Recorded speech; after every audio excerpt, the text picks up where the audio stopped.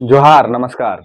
मैं सूरज कुमार आज आप सबके बीच फिर एक नए वीडियो में। और इस वीडियो में आपको एक जो जानकारी मैं देने जा रहा हूँ, ये जानकारी बहुत ही खास है। झारखंड के दृष्टिकोण से, झारखंड की राजनीतिक के दृष्टिकोण से और झारखंड के तमाम आम जनमानस के दृष्टिकोण से ये वीडियो बहुत ही खास है। आपको समझना चाहिए।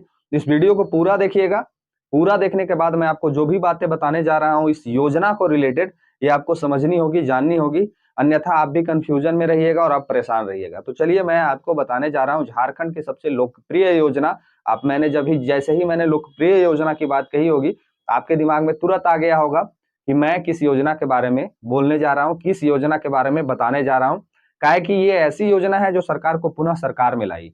ये ऐसी योजना है जो बीजेपी को झारखंड से सत्ता में आने से दूर कर दी। ये ऐसी योजना है जिसको हमारी पार्टी को सत्ता में आने से दूर कर दी।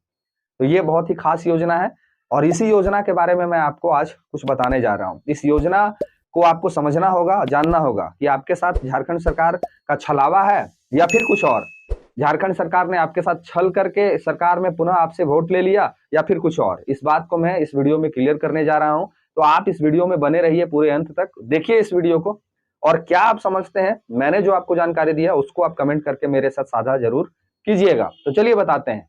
याद कीजिए, तारीख था आज से लगभग 3 महीना पहले। सरकार का जाने का समय आ गया था, चुनाव होने का समय आ गया था। उसी दरमियान झारखंड में एक योजना लॉन्च होती है, मैया सम्मान योजना।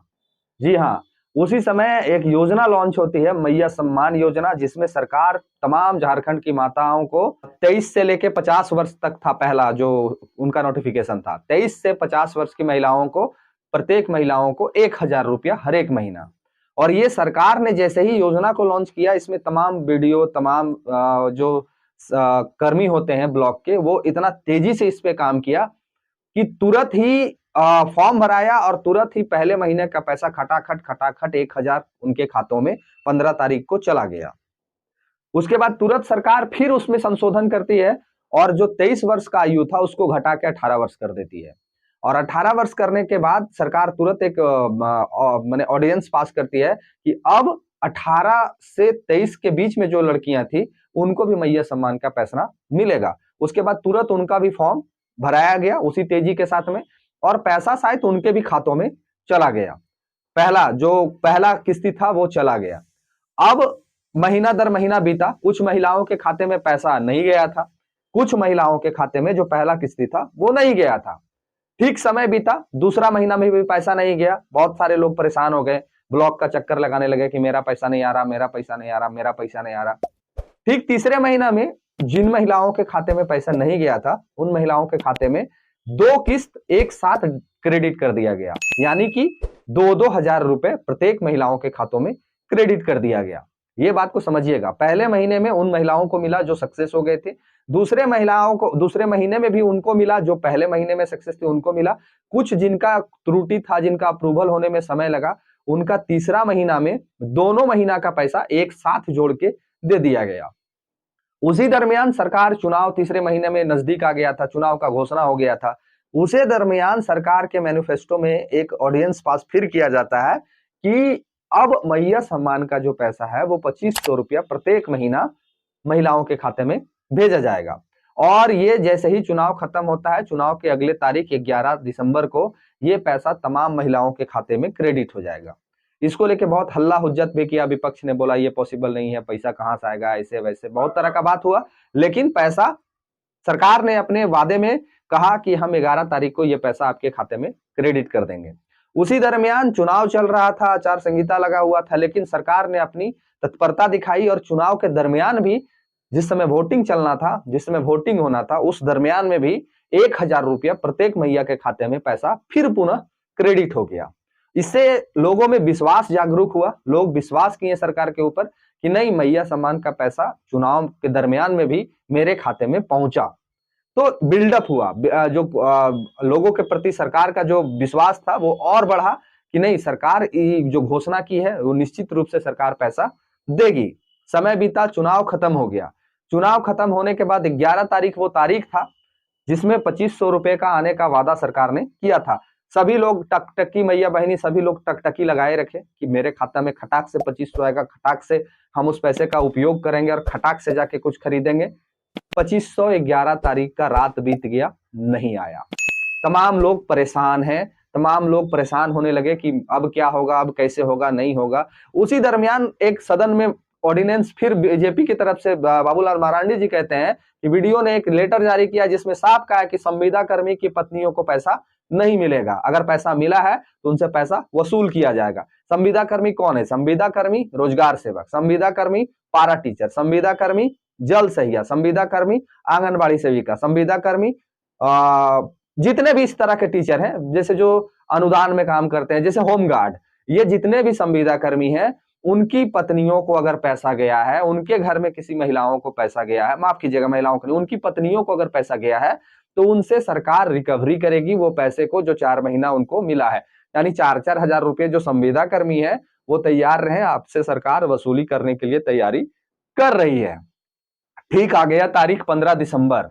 सबको आशा था कि नहीं 15 तारीख को तो किस्ती आ जाता है, क्या कि चुनाव के समय में चुनाव चल रहा था, उसके बाद भी किस्ती आ गया था 1000 रुपया। लेकिन 15 तारीख का भी समय बीत जाता है और मैये सम्मान का पैसा नहीं आता है। अब जरा सोचने वाला बात है कि सरकार जिस समय पैसा संविदा कर्मियों के महिलाओं के खाते में डाला, उस समय सरकार ने ये बात क्यों नहीं बताया कि नहीं इस समय हम आपको पैसा नहीं दे पाएंगे।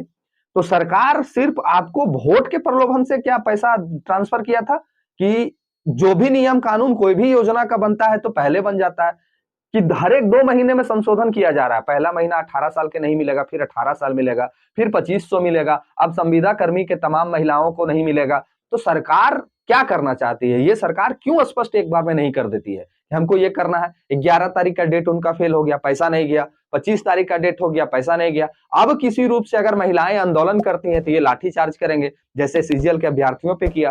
तो आंदोलन आप कर नहीं सकते हैं, क्या कि यहाँ लोकतंत्र है नहीं। यहाँ लोकतंत्र आप आंदोलन कीजिएगा तो आपके ऊपर FIR होगा, लाठी होगा, जेल में भी आपको डाल देगा लोग।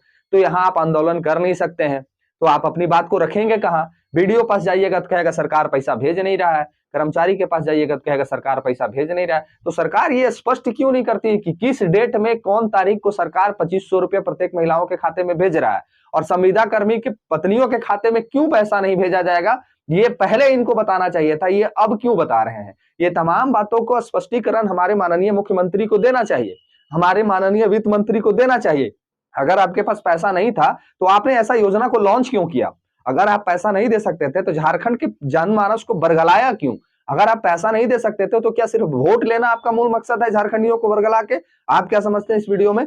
मुझे जरूर कमेंट करके बताइएगा, क्योंकि ये बहुत चिंताजनक विषय है। 11 तारीख भी डेट पार हो चुका है, 15 तारीख भी डेट पार हो चुका है, आपके खाते में पैसा नहीं आया है। और संविदा कर्मी खास करके जो पारा टीचर, होमगार्ड, जल सहिया, आंगनबाड़ी सेविका जो भी हैं, आप संविदा कर्मी अगर आपके नाम में संविदा लगा हुआ है तो आपकी पत्नियों के खाते में जो पैसा गया है उसके सरकार रिकवरी के लिए तैयारी कर रही है। आप तैयार रहें रिकवरी देने के लिए। तो आप ये स्पष्ट कर दीजिए ना, हम चाहेंगे इस वीडियो के माध्यम से कि सरकार इस बात को स्पष्ट क्लियर कर दे कि हम किसको पैसा देने जा रहे हैं, किसको पैसा नहीं देने जा रहे हैं। और आपकी जब तैयारी पूरी है, जो अप्रूव्ड महिलाएं हैं जिनके खाते में पहले पैसा जा चुका है, उनको आपको 15 तारीख को पैसा क्यों नहीं भेजा, ये आपको स्टेटमेंट देना चाहिए था। आप क्यों नहीं भेजे हैं उनका पैसा, ये आप बताइए आके क्लियर। नहीं बताते हैं तो ये बहुत बड़ा सवाल खड़ा होता है सरकार के ऊपर, और हम इसी तरह सवाल उठाते रहेंगे। दर्द हो तकलीफ हो मुझे फर्क नहीं पड़ता है, हम जो बात है वो बात आपके बीच रखेंगे। आप क्या समझते हैं इस वीडियो के माध्यम से, मुझे राय दीजिए, कमेंट कीजिए, और वीडियो को ज्यादा से ज्यादा शेयर करके ये तमाम झारखंडियों तक पहुंचाइए कि कैसे उनके साथ सरकार का छलावा हो रहा है। धन्यवाद, जोहार, प्रणाम।